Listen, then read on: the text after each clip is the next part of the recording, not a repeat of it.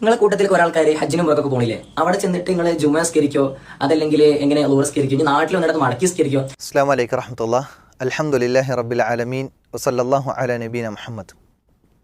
പ്രിയമുള്ളവരെ, സോഷ്യൽ മീഡിയയിൽ ഒരു സഹോദരൻ അദ്ദേഹം സലഫികൾക്ക് അല്ലെങ്കിൽ മുജാഹിദുകൾക്ക് ഉത്തരം കിട്ടാത്ത ചോദ്യം എന്ന് പറഞ്ഞിട്ട് വലിയ ചോദ്യങ്ങളൊക്കെ ചോദിച്ച് ചില വീഡിയോകൾ ചെയ്യുന്നുണ്ട്. അപ്പോൾ അതിലൊന്നാമത്തെ ഒരു ചോദ്യം നമുക്കൊന്ന് കേൾക്കാം. ഒരു സംശയം, നിങ്ങളെ കൂട്ടത്തിൽ കുറെ ആൾക്കാർ ഹജ്ജിനും പുറത്തൊക്കെ പോണില്ലേ, അവിടെ ചെന്നിട്ട് നിങ്ങൾ ജുമാ സ്കരിക്കോ അതല്ലെങ്കിൽ എങ്ങനെ ലോർ സ്കരിക്കോ, ഇനി നാട്ടിൽ വന്നിടത്ത് മടക്കി സ്കരിക്കോ, അതിന്റെ മസല ഒന്ന് പറഞ്ഞു തരുമോ?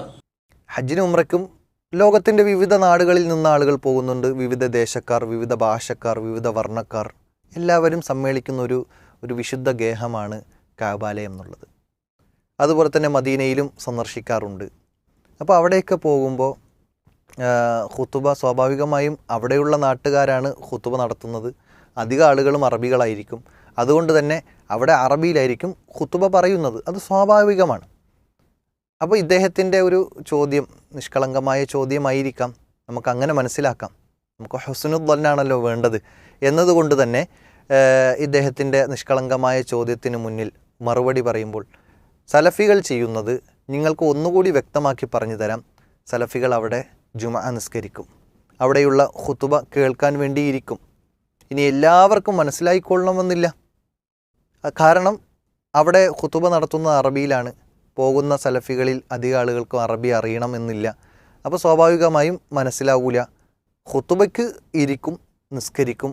നമ്മൾ സാധാരണഗതിയിൽ എന്തൊക്കെയാണോ ജുമഅയ്ക്ക് ചെയ്യുന്നത് അത് അവിടെ നടക്കുന്നതെല്ലാം അതുപോലെ ചെയ്യാൻ ശ്രമിക്കും. ഇതാണ് ഈ വിഷയവുമായി ബന്ധപ്പെട്ട് നിങ്ങൾക്ക് മറുപടി പറയാനുള്ളത്. ഇനി അദ്ദേഹത്തിൻ്റെ ചോദ്യത്തിലേക്ക് കിടക്കാം. എങ്ങനെ അതിന്റെ കണക്കൊന്ന് പറഞ്ഞു നിങ്ങൾ, അറിയാത്തോട് ചോദിക്കണേ.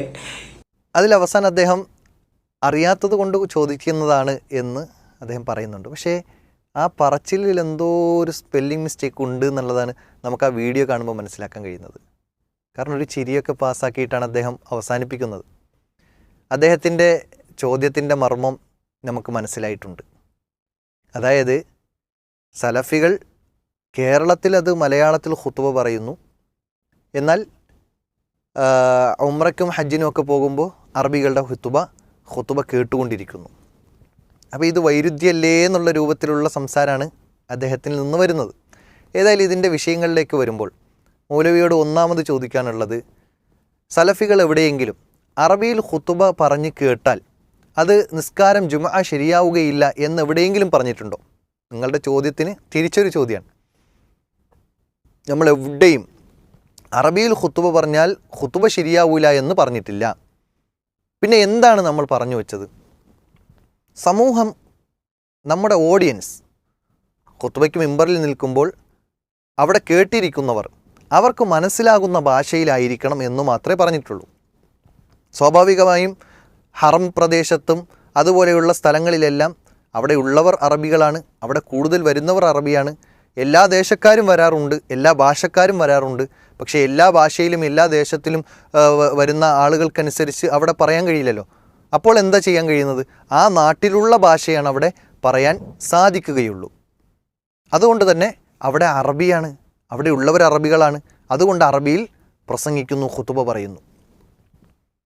എന്നാൽ നമ്മുടെ നാട്ടിലോ മലയാളികളാണ്, അറബി അറിയാത്തവരുണ്ട്. അപ്പോൾ അതുകൊണ്ട് തന്നെ അവർക്ക് വേണ്ടി ആ രൂപത്തിൽ നമ്മൾ സംസാരിക്കേണ്ടതുണ്ട്. ഇനി ഞാൻ മറ്റൊരു ഉദാഹരണത്തിലൂടെ നിങ്ങൾക്ക് മനസ്സിലാക്കി തരാം. നമ്മുടെ നാട്ടിൽ അന്യസംസ്ഥാന തൊഴിലാളികളുണ്ട്. ആ തൊഴിലാളികൾ നമ്മുടെ പള്ളികളിൽ ഖുതുബ കേൾക്കാൻ വരുന്നുണ്ട് എന്നതുകൊണ്ട് നമ്മൾ അന്യസംസ്ഥാന തൊഴിലാളികളുടെ ഭാഷയിൽ നമ്മൾ വേറെ ഖുതുബ നടത്തുന്നുണ്ടോ? ഇല്ല. നമ്മുടെ നാട്ടിലെ ഭാഷയിലാണ് നമ്മൾ ഖുതുബ നടത്തുന്നത് എന്നതുപോലെ തന്നെയാണ് അറബി നാട്ടിൽ അല്ലെങ്കിൽ മക്കയിലും മദീനയിലുമെല്ലാം അവിടെയുള്ള ഭാഷയിലാണ് അവർ ഖുതുബ നടത്തുന്നത്. ഇനി റസൂലുള്ളാഹി സ്വല്ലല്ലാഹു അലൈഹി വസല്ലമയുടെ ഖുതുബയുടെ ശൈലി എന്താണ്? ഇതൊക്കെ ഒരുപാട് പറഞ്ഞതാണെങ്കിലും ഉസ്താദിന് തിരിയാത്തത് കൊണ്ടോ അല്ലെങ്കിൽ തിരിഞ്ഞിട്ടും തിരിയാത്ത പോലെ അഭിനയിക്കുന്നത് കൊണ്ടോ എന്താണെന്നറിയില്ല, ഒന്നുകൂടി ജനസമൂഹത്തിന് വേണ്ടി ഓർമ്മപ്പെടുത്തുകയാണ്. റസൂലുള്ളാഹി സ്വല്ലല്ലാഹു അലൈഹി വസല്ലമയുടെ ഖുതുബ എങ്ങനെയായിരുന്നു എന്ന് നമ്മൾ നോക്കുമ്പോൾ ജാബിർ ബിനു സമുറ റളിയല്ലാഹു അൻഹു അദ്ദേഹം ഉദ്ധരിക്കുന്ന ഒരു ഹദീസിൽ നമുക്ക് കാണാൻ കഴിയും, കാന റസൂലുള്ളാഹി സ്വല്ലല്ലാഹു അലൈഹി വസല്ലമ ഖുതുബത്താനി കാന ലി റസൂലില്ലാഹി സ്വല്ലല്ലാഹു അലൈഹി വസല്ലം. റസൂലുള്ളാഹി സ്വല്ലല്ലാഹു അലൈഹി വസല്ലമയ്ക്ക് 2 ഖുതുബ ഉണ്ടായിരുന്നു എന്നാണ്. കാന യജ്ലിസു ബൈനഹുമ, ആ രണ്ട് ഖുതുബയ്ക്കിടയിലും ഒന്ന് ഇരുന്ന് ഇരിക്കുമായിരുന്നു, രണ്ടാമത് ഖുതുബയ്ക്ക് വേണ്ടി എണീക്കും. പിന്നെ പറയാണ് യഖ്റഉൽ ഖുർആൻ വയുദക്കിറുന്നാസ്, ഖുർആൻ ഓതുകയും ആളുകളെ ഉത്ബോധിപ്പിക്കുകയും ചെയ്യുമായിരുന്നു എന്നാണ്. അപ്പോൾ മുന്നിലിരിക്കുന്ന ആളുകൾക്ക് മനസ്സിലാകുന്ന ഭാഷയിലായിരിക്കുമല്ലോ അവിടെ ഉത്ബോധിപ്പിക്കുന്നത്. എങ്കിൽ നമ്മുടെ കേരളത്തിൽ ഭൂരിപക്ഷം വരുന്ന മലയാളികൾ മാത്രം ഒരുമിച്ച് കൂടുന്ന പള്ളിയിൽ എങ്ങനെയാണ് അറബിയിൽ പറഞ്ഞാൽ ഉത്ബോധിപ്പിക്കാൻ കഴിയുക? അതുകൊണ്ട് തന്നെ ഖുതുബയുടെ ഭാഷ മലയാളം തന്നെയാകണം എന്നത്, മലയാളി നാട്ടിൽ മലയാളം തന്നെയാകണം എന്നതാണ് ഓർമ്മപ്പെടുത്താനുള്ളത്. ഓഡിയൻസ് എങ്ങനെയാണോ ആ ഭാഷയിലായിരിക്കണം, മലയാളം തന്നെയാകണം എന്നതല്ല, മറിച്ച് ഓഡിയൻസ് എങ്ങനെയാണോ അങ്ങനെയാകണം ഭാഷ, ഖുതുബയുടെ ഭാഷ അങ്ങനെയാകണം എന്നത് മാത്രമാണ് നമ്മൾ ഇതുവരെയും പറഞ്ഞിട്ടുള്ളത്. ഇനി നമ്മൾ തിരിച്ചൊന്ന് ചോദിക്കട്ടെ, അദ്ദേഹം ചോദിച്ച അതേ ചോദ്യത്തിൽ നിന്ന് തിരിച്ചു ചോദിക്കണം. നിങ്ങളും ഉംറയ്ക്കും ഹജ്ജിനും ഒക്കെ പോകുമല്ലോ. അപ്പോൾ നിങ്ങൾ ഉംറയ്ക്കും ഹജ്ജിനും ഒക്കെ പോകുമ്പോൾ, ഇപ്പോൾ റമളാനിലാണ് ഉംറയ്ക്ക് പോകുന്നതെങ്കിൽ ആദ്യത്തെ 20 ദിവസം അവിടെ 11 റക്അത്ത് അല്ലെങ്കിൽ 13 റക്അത്താണ് തറാവീഹ് നിസ്കരിക്കാറുള്ളത്. നിങ്ങളെന്താ ചെയ്യൽ? ഞാൻ കണ്ടിട്ടുള്ളത്, ഞാൻ കഴിഞ്ഞ റമളാനുകളിൽ ഉംറയ്ക്ക് പോകുന്ന സമയത്ത് നിങ്ങളെപ്പോലുള്ള ചില ഉസ്താദുമാർ ഇവിടുന്ന് വലിയ എമൗണ്ട് ക്യാഷും വാങ്ങി ഉംറയ്ക്ക് കൊണ്ടുപോയതിന് ശേഷം ഇങ്ങനെയുള്ള തറാവീഹിൽ നിസ്കരിക്കാതെയോ അല്ലെങ്കിൽ നിസ്കരിച്ച് ബാക്കി അവിടെ തന്നെ നിസ്കരിക്കുകയോ അല്ലെങ്കിൽ സ്ത്രീകളെ തീരെ പള്ളിയിൽ കൊണ്ടുപോകാതെ ഉംറ നിർവഹണം കഴിഞ്ഞതിന് ശേഷം റൂമിലിരുത്തുകയോ ചെയ്യുന്ന കാഴ്ചയാണ് നമ്മൾ നേരിട്ട് കണ്ടിട്ടുള്ളത്. അപ്പോൾ ഞാൻ ഉസ്താദിനോട് ചോദിക്കുകയാണ്, ഇങ്ങനെ മക്കയിൽ അല്ലെങ്കിൽ മദീനയിൽ 11-13 റക്അത്താണ് മാക്സിമം നിർവഹിക്കാറുള്ളത് ആദ്യത്തെ 20 ദിവസങ്ങളിൽ. അവിടെ നിങ്ങൾ എന്ത് ചെയ്യും എന്നതൊരു പ്രധാന ചോദ്യം. രണ്ടാമത്തെ ചോദ്യം, നിങ്ങൾ സുബഹിക്ക് കുനൂത്ത് ഓതാറുണ്ട് അല്ലേ? എന്നാൽ ഉംറയ്ക്കും ഹജ്ജിനും പോകുന്ന സമയത്ത് സുബഹിക്ക് കുനൂത്ത് ഓതാറില്ല. നിങ്ങളെന്താ ചെയ്യൽ? ഇനി മൂന്നാമത്തെ ചോദ്യം എന്തെന്നറിയോ? ഈ അറബ് നാടുകളിൽ ഉംറയ്ക്കും ഹജ്ജിനൊക്കെ നിങ്ങൾ പോകാറുണ്ടല്ലോ, അപ്പോൾ മറ്റു പള്ളികളിലൊക്കെ നിങ്ങൾ പോകാറുണ്ടല്ലോ. അവിടെ എങ്ങും ഹറം 2 പള്ളികളിലെന്ന് മാത്രമല്ല മറ്റു പള്ളികളിലും കൂട്ടപ്രാർത്ഥന നമുക്ക് കാണാൻ കഴിയില്ല. അവിടെ നിങ്ങൾ എന്താ ചെയ്യൽ? അപ്പോൾ ഇതൊക്കെ വളരെ പ്രസക്തമായ ചോദ്യമാണ്. നേരത്തെ ജുമാ ഖുതുബയുടെ ഭാഷയേക്കാൾ വളരെ പ്രാധാന്യം അർഹിക്കുന്ന കാര്യമാണ്.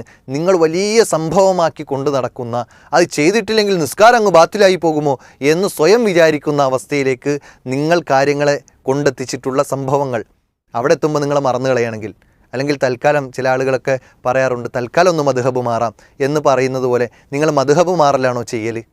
ഏതായാലും ഇസ്ലാമിൽ പ്രവാചകൻ സല്ലല്ലാഹു അലൈഹി വസല്ലം പഠിപ്പിച്ചു തന്ന രൂപത്തിലും ഭാവത്തിലുമാണ് ദീൻ അനുസരിക്കേണ്ടത്, ആചരിക്കേണ്ടത് എന്ന് ഒരിക്കൽ കൂടി ഓർമ്മപ്പെടുത്തുന്നു. വ ആഖിറു ദഅ്വാന അനിൽ ഹംദുലില്ലാഹി റബ്ബിൽ ആലമീൻ. അസ്സലാമു അലൈക്കും വറഹ്മത്തുള്ളാഹി വബറകാതുഹു.